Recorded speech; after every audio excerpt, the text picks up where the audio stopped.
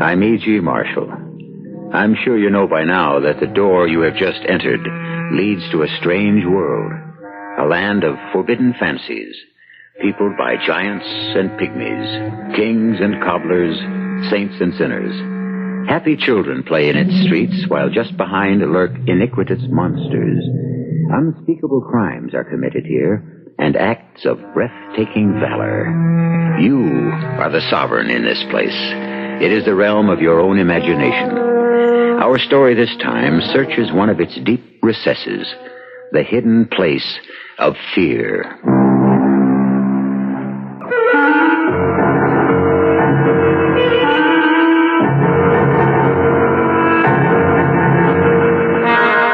Our mystery drama, Death Pays No Dividend, was written especially for the Mystery Theater by Mary Jane Higby and stars Anne Shepard and Guy Sorrell.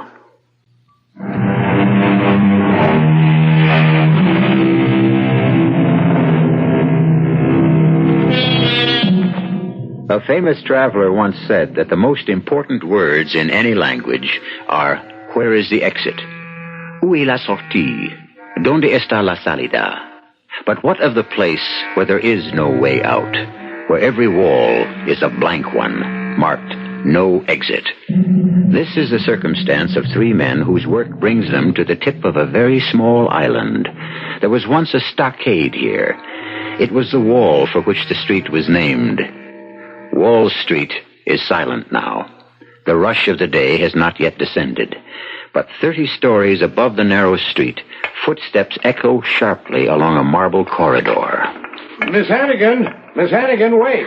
Oh, Mr. Green. Good morning. I didn't expect you here this hour in the morning. Mr. Green, I've been so worried. About getting another job? Well, I'm sure we can help you. Our recommendation should be worth something in spite of... No, not about myself. It's Mr. Ellis. Oh? He's horribly depressed. Well, that's only to be expected. You put your whole life into a business, and then through no fault of your own, it suddenly blows up in your face. No, wait. Please. Don't open the office door yet. I've got to tell you something. Well, couldn't you tell me inside? No, I think Mr. Ellis may be inside there. I do hope so. He's not in his apartment. He worked late last night, cleaning out the desk and making the last arrangements. It's like a funeral. Oh, it's worse than a funeral for Mr. Ellis. He's not like you and Mr. Folger. You both have families, someone to share the... Well, it's small comfort to share disgrace with people you love, to drag them down with you. My two boys... I know. I didn't mean to minimize. It's just that, well, frankly, I'm afraid Mr. Ellis is going to do away with himself. Kill himself? Oh, no, he wouldn't do that. He made me go home last night. I wanted to stay with him, but he forced me to leave. I tried nearly all night to get him by phone. No answer. Well, let's get in, see what's going on. Oh, good heavens. Papers blowing all over the place. There's a draft. The wind...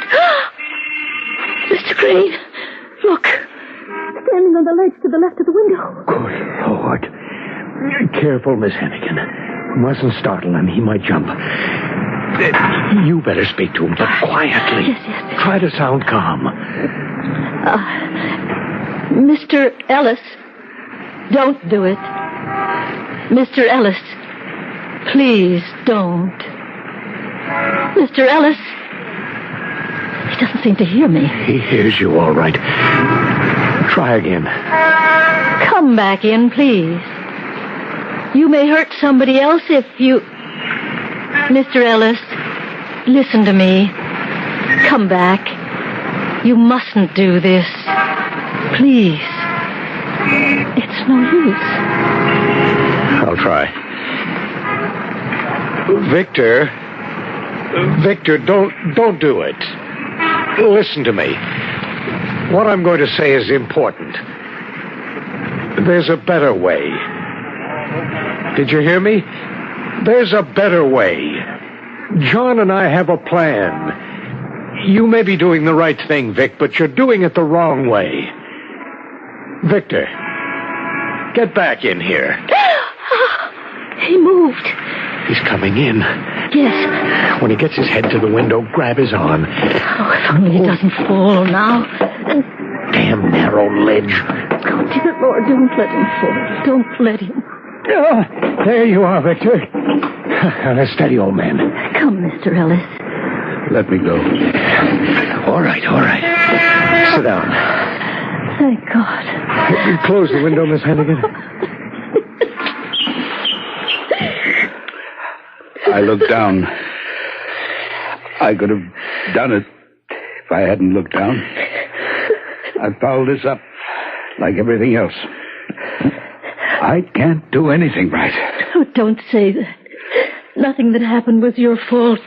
You were all victims of a rotten crook. I didn't have the guts to jump. Just didn't have the guts. Thank heaven you didn't. You must never try a thing like that again. Never. All right. It's a sin. It's all right now, Miss Hannigan. Yes.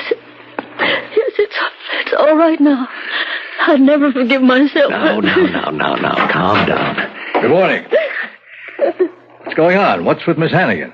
She's had a bad shock. What happened? Later, John. Please, Miss Hannigan. I'm so scared. It's so helpless. I'd never forgive myself. Look, come on now. Snap out of it. Miss Hannigan. She's been under a terrible strain. I'm sorry. My nerves. Yes, of course. Victor, get her some water, will you? Oh, sure. I'll be a moment. I've got to talk to you alone, John. Okay. Come in my office. You sure you're all right now, Miss Hannigan? I'm sorry I let go like that. It won't happen again. All right, relax. Try to go on as though nothing had happened. Here's the water. I didn't mean to put you through this. You, of all people. Come on, John. I think we should let Miss Hannigan go home. No, that won't be necessary, Mr. Folger. I'm all right. Kent, Yes? what did you mean? There's a better way. We'll talk about it later.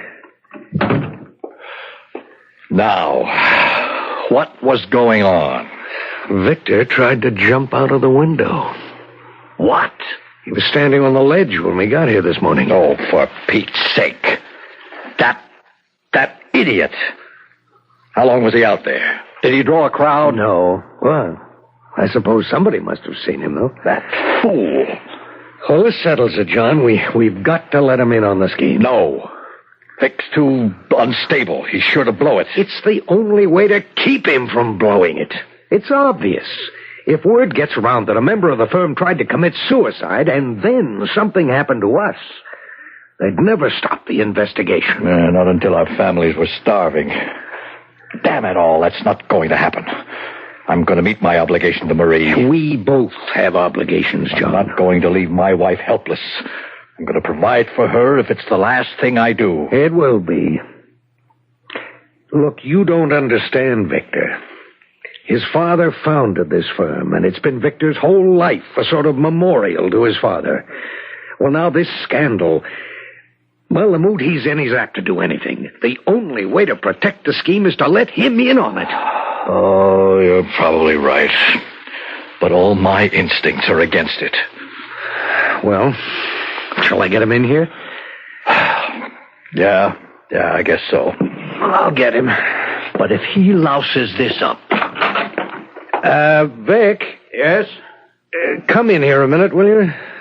Yes? Well, what is it? Close the door. You made a jackass of yourself, didn't you? Cool it, John. Now, if you've got some cockeyed scheme to keep the scandal from breaking, don't waste my time. We'll be lucky if we get less than 20 years. Oh, come on. Drop the emotional jag and talk sense. Kent and I are in a worse spot than you are. We both have families to provide for, right? And there is just one way to do it. Our life insurance. You can't collect on suicide. We know that. But you can collect on murder. What? I don't get it. A good, clean bullet in the back of the head when you're least expecting it. It's an easy way to go, Vic. You'd never know what hit you. Well, how do you think you're going to bring that off? Never mind. I can bring it off. Years ago, I did a favor for somebody. I didn't know him too well, but I used to drop into his place once in a while for, well, never mind what for. Later, he got mixed up with some pretty notorious characters, so I figured he'd be in a position to arrange what they call a contract. What kind of contract? Oh, for Pete's sake, I know you've devoted your whole life to the firm, but don't you ever go to the movies? You must know there's such a thing as a hired killer. Oh, that kind of contract. Yes, that kind. So? We have 2 contracts right now. Now, do you want to make a third? You mean pay somebody to kill me? Yeah, $3,000. Well, now, I don't know. It makes a great deal more sense than what you just tried to do. No pain. No mess. These guys are professionals. Well, it's a tough idea to get used to. How do I go about it? 1 quick phone call and $3,000 in cash. Now, maybe you ought to take a few hours to think it over. Well, I've tried 3 times to kill myself. I haven't the nerve. Okay, go ahead.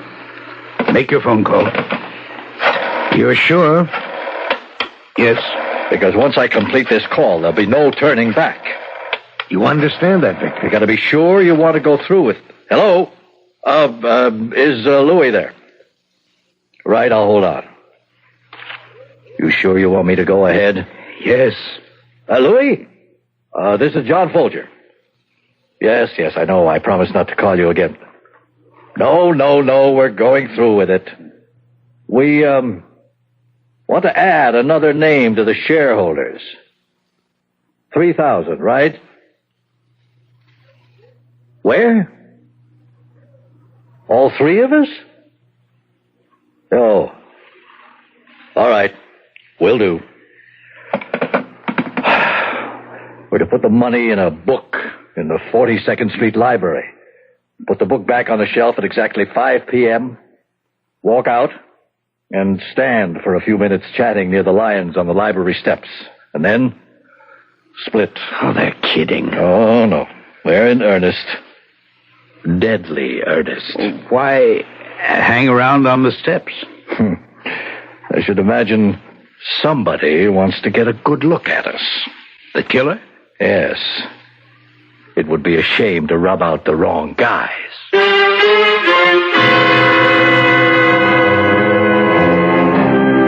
A suicide pact. But quite unlike your ordinary run-of-the-mill agreement, the participants have relinquished any option of withdrawing.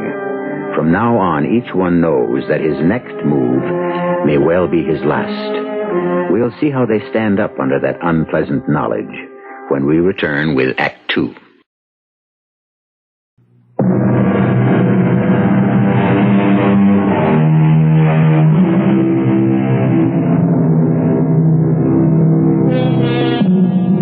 Rather than face a financial scandal, the officers of a small but highly respected Wall Street firm have decided to commit suicide. Through a go-between, they have arranged for a paid executioner to do the job for them. An easy way out. We'll never know what hit us, they tell each other. But have they considered their remaining days and hours when even the most chance encounter will chill the blood and the question rise, is this the face of my killer? To see how they are facing up under the strain, let's listen to a telephone conversation. Hello. Kent, this is John. You heard what happened? No. Vic goofed off. Ran away. Remember, we were giving May Hannigan a vacation? A cruise to the Caribbean? Well, at the last minute, he decides to go with her. Well, I guess he wants to do some of the things he never took time for before. Oh, come off it. He's running away. He knows they won't dare shoot him aboard ship. They couldn't make a getaway. He's as safe on that boat as he would be in jail.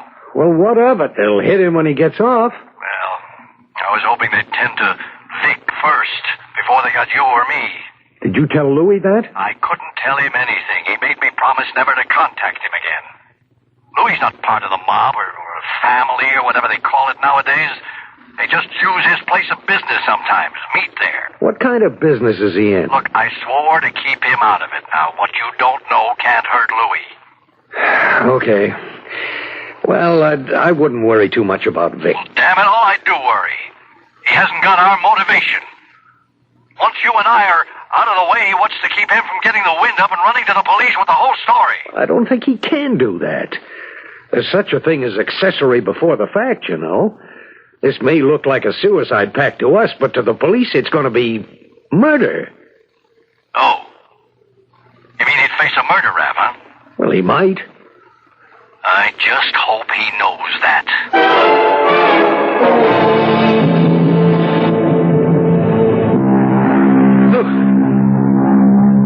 Darn thing startles me every time I hear it.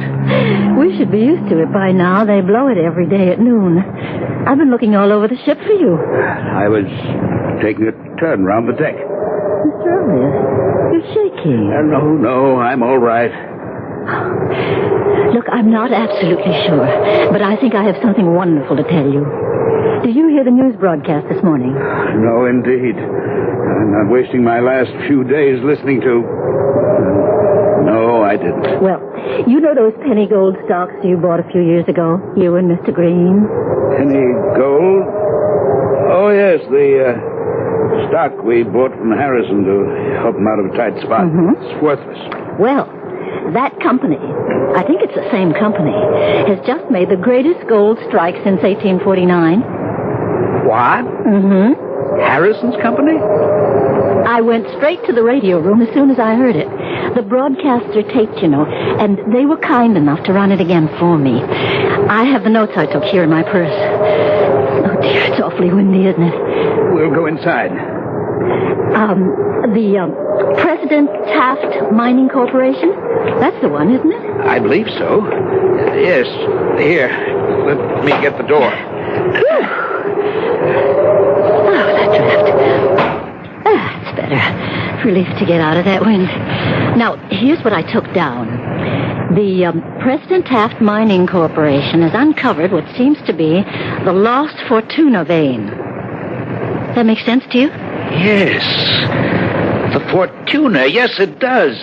Harrison mentioned the Fortuna vein. This ledge of almost pure gold said to exist in Mono County, California. Mono County, that's right. Has been sought by miners for over 100 years.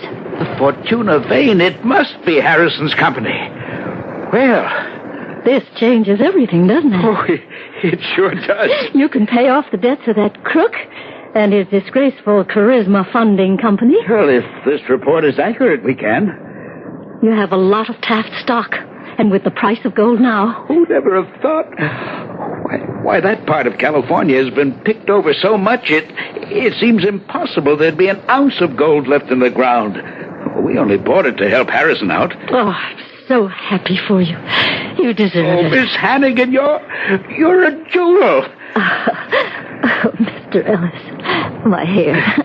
Don't mind my kissing you. No. So happy. What a day. Come on, down to the bar. We'll crack a bottle of champagne. Kent, I'm so glad you decided to telephone me here aboard ship instead of waiting till I got back. I've been trying to get you all afternoon. There was no answer at the office. No, the office is closed. Well, where are you, home? No, I'm calling from outside, a payphone. Well, great news, eh? It is Harrison's company, isn't it? What? The Taft Mining Corporation. Oh, yes.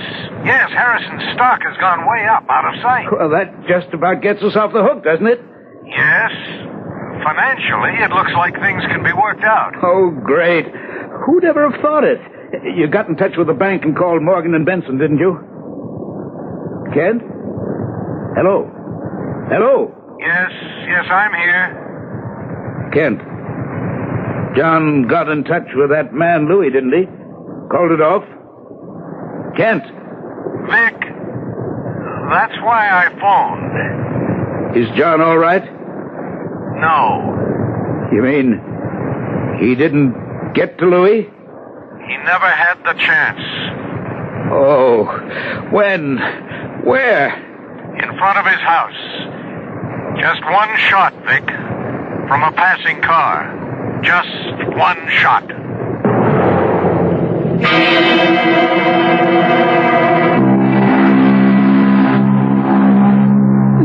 Ellis, what on earth? Not the greatest disguise in the world, but the best I could do. I bought the hippie clothes from a kid down in Tourist, and I had the ship's beauty parlor dye my hair. Goodbye, Miss Hannigan. Wait. You seriously believe there's a gunman waiting for you when we dock? That's the hell of it. I don't know where he is. Here, at the office, my apartment. Well, don't rush off like this. You're not thinking clearly. There's only one sensible thing to do. Go to the police. The police? Tell them the whole story and ask for protection. I can't do that. It's the only way. But I can't do that to John. Mr. Folger's dead, Mr. Ellis. His widow's alive and she's an invalid. If I go to the police, they'll cancel the insurance she'll get. The firm can take care of Mrs. Folger. We'll be lucky if we can pay our debts and save the firm. No, I got into this mess and I've got to see it through. I'm going to make a break and run for it. I'll be the first one off the ship and run into a taxi. Please, listen to me. Don't rush down the gangplank alone. Let some of the other passengers start first. Then saunter off casually. Oh, dear. Take my arm. I'm coming with you. No, absolutely not. I'm a living target. Stay out of range, Miss Hannigan. Your life depends on it. Goodbye. Where do you plan to go? Some hotel, I guess, till I can figure a way to get out of town safely. Here. Look, take my keys. Go to my apartment. No, I'm not going to drag you into this. It's the safest place for you. Nobody will dream of looking for you there. And I can reach you by phone. I'll go straight to the office. That way, you'll know what's going on. Well, all right. But only for a few hours. We've got to talk to this Louis person. I hope Kent's still alive.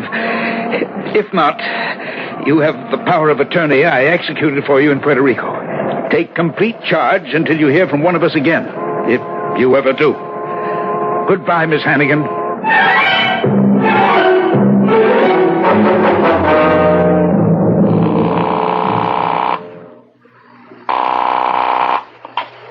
Hello?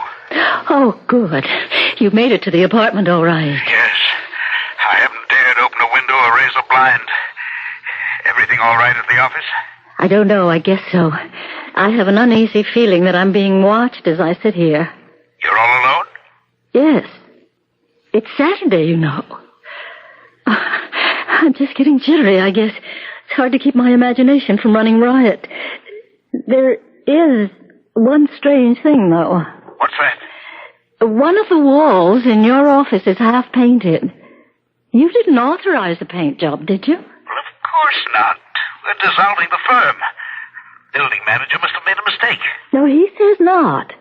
His painters didn't do it. Oh, by the way, I think I know who that man Louis is. Oh. The one who set up the deal. Well, how'd you find that out? The filing cabinet in Mr. Folger's office. There's a promissory note made to Mr. Folger by a Louis Vongoli. He owns a small bar on the east side. That makes sense. John said he used to drop in at Louis's place. The bar, eh? Mm-hmm. I'm going to drop in on Louis myself and put an end to this awful business. But if I fail, we better get you out of town in a hurry. You can go to my grandfather's house in the country. Now, I'm not going to drag you any further into this. And I certainly don't want to bring your grandfather into... my house now. I inherited it. You've got to go, Mr. Ellis, because I called Kent Green's home. Yes? Well, for heaven's sake, May, tell me what happened. He's been missing since the day John Folger died.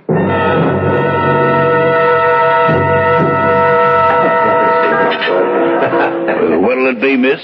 Some nice fresh oysters? Just come in this morning. I'd like to see the owner, please. I want to talk to Louis. You're talking to him. Well, it's a confidential matter. This is the lunch hour, lady. I'm busy. Come back, say, 3:30, 4 o'clock. No. I've got to talk to you now. It's about John Folger. Never heard him. Here's something to refresh your memory. This is your signature, isn't it? What? Your signature on this promissory note. You know who Mr. Folger was, and you know what happened to him. Hey, Joe, take over, will you? Come on, lady. Over to this table in the corner. Now sit down. What's this all about? This is your signature, isn't it? I ain't sure. Oh, come on. Louis, you borrowed $12,000 from Mr. Folger on July 8th, 1948. What are you? A cop? I'm Mr. Folger's secretary, and Mr. Green's, and Mr. Ellis's. We want to call the deal off. I don't know nothing about no deal. You arranged the contract, and you're the only one who can cancel it. You got the wrong guy. Oh, please, you must help me. We have no way of reaching this man from Chicago. Please, tell me. I gotta get back to my counter. At least tell me who he is. You'll have to leave now. I need this table.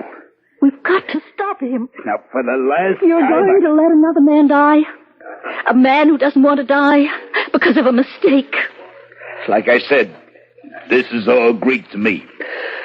But, I did hear there's talk around that Froggy Bynes is in town. Who? You heard me. Where can I find him? I wouldn't know. Well, tell me what he looks like. Never seen Froggy in my life. Froggy. Is he a Frenchman? They call him that because he ain't got hardly no voice. Oh. That's all I know. No voice. Yeah, he got a knife in his throat when he was a kid. Can't hardly make no sounds at all. A killer with hardly any voice. That's not much to go on, is it? May Hannigan's confidence is at a low ebb as she walks out of Louis Vangouli's bar onto the teeming streets of Manhattan. How long, she wonders, can she keep the last remaining partner of Ellis, Green, and Folger alive? We'll find the answer to that question when we return shortly with Act 3.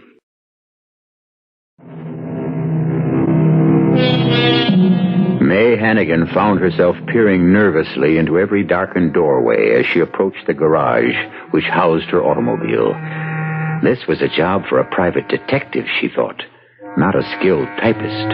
Her hands were icy as she drove up to the apartment building where Victor Ellis was waiting, and it was with relief that she turned the wheel over to him. In minutes, they had crossed the Triborough Bridge and sped up Bruckner Boulevard. Now they are on the Connecticut Turnpike.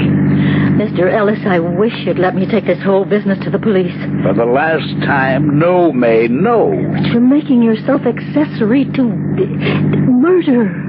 Well, if you look at it that way, I am accessory to a murder, and there's nothing to be done about it.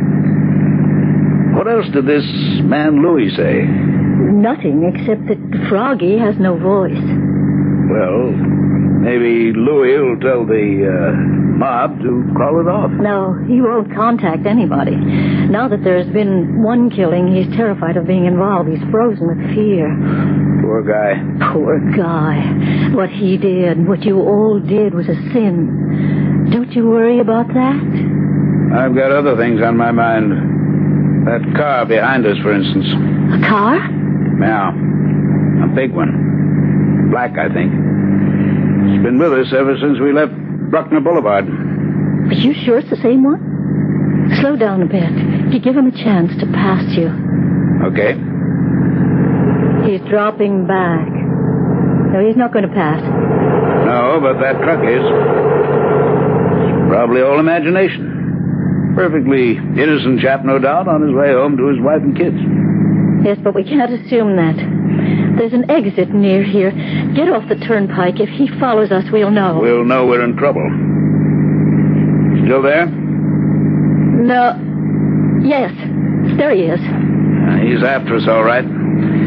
Okay, Buster, if it's a race you want. Oh, Mr. Ellis, not so fast. You have to turn left at the next light. Stop, Mr. Ellis, red light. Look out! Ah! Made it.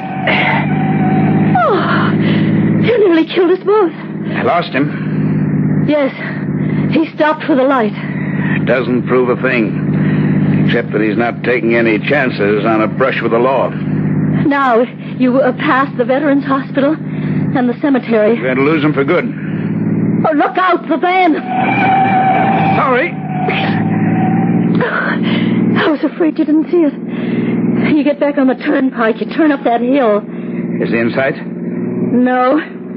Slow down. You're coming to a crossroads. There's a turnpike entrance over there. Good. Now I'm going to open her up. Pray we don't get stopped for a ticket. A ticket? That would be just fine with me. A station house sounds like a nice, safe place to spend the night. What are you doing now? 85. Oh, heaven help us. I didn't know this car had it in her. Oh, no. Is it him? Oh, good Lord, he must be doing 100. That settles it. You're going to get out. No. Don't argue. Your life's in danger.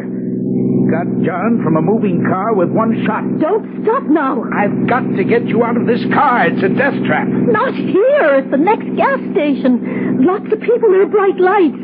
That's the best place. All right. Remember how to get to the house? Yes. Right through Hamilton Village, up River Road, Right. to a sign that says The Laurel. Right. And the house at the top of the hill. But don't get off the turnpike unless you know you've lost it. Don't let him overtake you on a dark road. Here's the gas station. Oh, Mr. Ellis, I beg you. Stop here and call the police. I'll get out. Oh, dear. You'll go to the house, then. I'll try. Heaven knows I'll try. I'll phone there every half hour till you answer. Oh, dear heaven. What can I do? What can I do?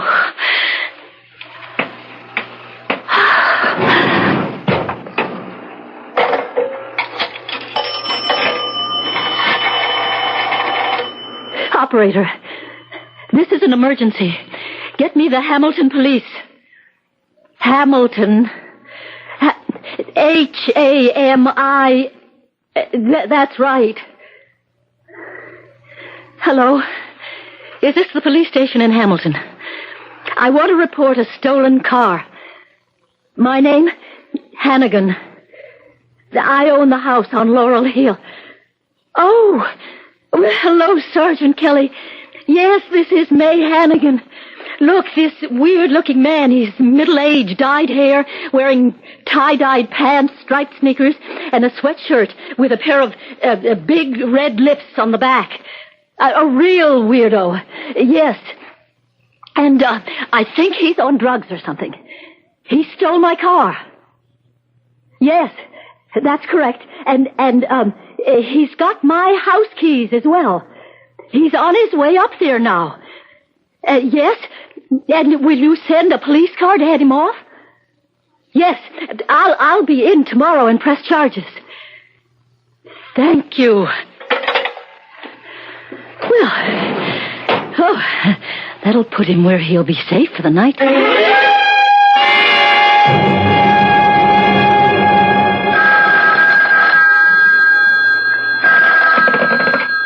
Hello? Oh, you made it. Yeah. I was doing 90 most of the time. Ah, and you never saw a cop? Not a sign of one. Funny. It's darn cold in this house. Yes, I had the furnace turned off when I left on the cruise. You still at the gas station? No, hamburger place down the road. Look, do you have any blankets here? Yes, upstairs. But I don't think you're going to need them. May. Yes. Just a minute. What is it? I thought I heard something.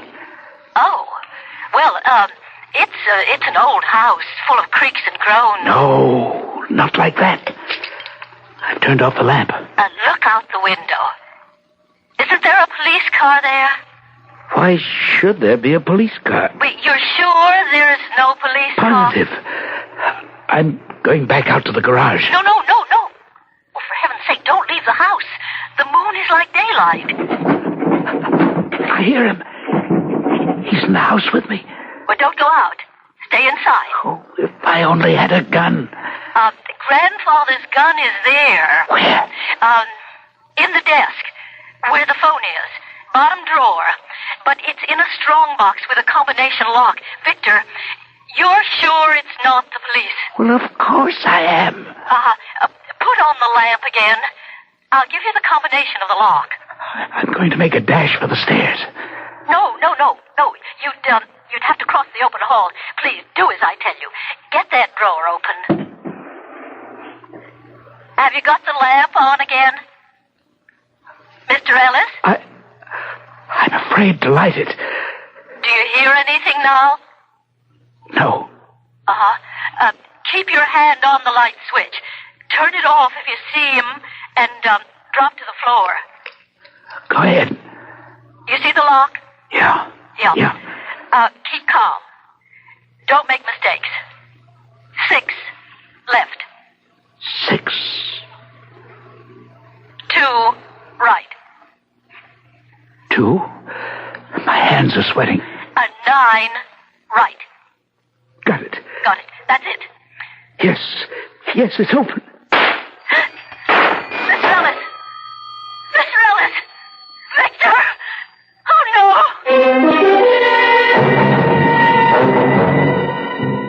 I'm well aware of my constitutional rights, and I don't think you can lock me up in that cell. But I don't happen to have identification on me, but I can assure you that I am Victor Fairchild Ellis, Jr. of Ellis, Folger & Green, a brokerage firm. Sure you are. That outfit's the latest thing on Wall Street. All the brokers run around in red, white, and blue sneakers. Come on. In you go. I can explain... You can explain all you like in the morning. Now, in. Both of you. What's this? I'm an innocent bystander. I got nothing to do with this guy. You got nothing on me. Carrying a concealed weapon. Get moving. Or are we going to have to give you a little help? You're not locking me up with this nut, are you? That's the idea. Now simmer down and get some sleep. You're going to need your wits about you in the morning. Heaven notices. Well, Froggy Burns, you're just the man I want to talk to. Now, this is a good place to do it. Come to think of it, it's a great place. The best I could ever find. I'm sorry I had you arrested, but I didn't know what else to do. Well, thank the Lord you did. I've never been so jittery in my life. As soon as I got my shaky hands on that gun, it went off. But I heard 2 shots. Well, that was Sergeant Kelly. He shot the lock off the front door and rushed in. And where was Froggy through all this? Still in the glassed-in sun porch, trying to pick the lock. When he heard the commotion, he ran out, and the other cop in the prowl car nabbed him. Do you have the office keys, May? Yes, but there's somebody in the office. I heard a scraping noise. We've nothing to fear now. Here, I'll open it. It's the painter. Say, we didn't order a decorating job. What are you... Why, Kent. Mr. Green. Oh, am I glad to see you? Well, it's great to see you, Kent. So you're okay. I've been wondering about you. We were afraid you... Oh, Mr. Green. I'm so happy you're all right. What's all this with the paint and dirty overalls? Well, the day John was shot, I sent the office staff home early. You can imagine I was pretty nervous. I noticed there were painters working in the outside hall, so I talked one of them into selling me his overalls and some paint and brushes. And in case anybody should be watching me from another building, I started painting the back wall here. Nobody pays any attention to painters. As soon as 5 o'clock came, I walked right out with the rest of the paint crew. Of course, I didn't dare go home, so... Well, I got an old station wagon and put a sign in the window, Meteor Decorating Company. I've been moving around more or less freely ever since. When I think of what I went through. And you were simply roaming around town with paint on your face. Well, you're both safe now. Yes, Kent. The contract for killing us has been canceled. Oh, thank the Lord. Now I can get washed up. Suppose we celebrate with a cup of coffee. I can make some in Mr. Folger's office. Your office now, May. Yes. That is, yes. Her office? A great woman, Kent. She saved my life. I asked her to marry me. Well, congratulations. No, she refused. Said what she really wanted was a partnership in the firm. Partnership? Well, that's a swift rise. What could I do? I gave it to her. Strange having a woman in John's office. I know. Frankly, it bothers me. My father was very conservative, you know, especially about the firm. Ellis, Green, and Hannigan. That's not a bad letterhead. No, but if my father knew what Hannigan stood for, well, he'd turn in his grave. Well, let's look at it this way. If it weren't for Hannigan, you'd be turning in yours.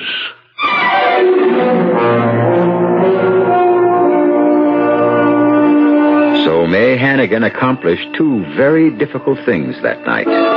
She saved her employer from certain death, and she raised herself into the gilded executive ranks. And that, as any secretary will tell you, is the hardest thing in the world to do. But as May herself often says, there must be an easier way. I'll be back shortly.